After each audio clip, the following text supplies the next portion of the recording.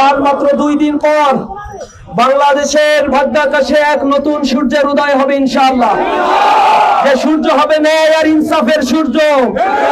যে বাংলাদেশটি হবে চাঁদাবাজ মুক্ত একটি বাংলাদেশ, সন্ত্রাস মুক্ত একটি বাংলাদেশ ইনশাআল্লাহ।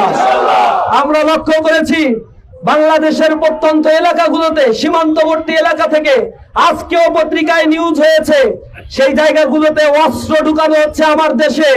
দেশের জনগণের উপরে অস্ত্র চালানোর জন্য নীল নকশা অঙ্কন করা হচ্ছে।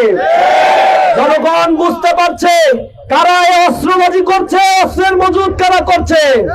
প্রশাসনের দৃষ্টি আকর্ষণ করছি, অনতি বিলম্বে অভিযান পরিচালনা করে অস্ত্রবাজদের গ্রেপ্তার করে দীর্ঘ 17 বছর পরে যে নির্বাচন অনুষ্ঠিত হতে যাচ্ছে, সেই নির্বাচন যেন সুষ্ঠুভাবে অনুষ্ঠিত হয়, সেই ব্যাপারে সরকারকে যথাযথ পদক্ষেপ নিতে হবে।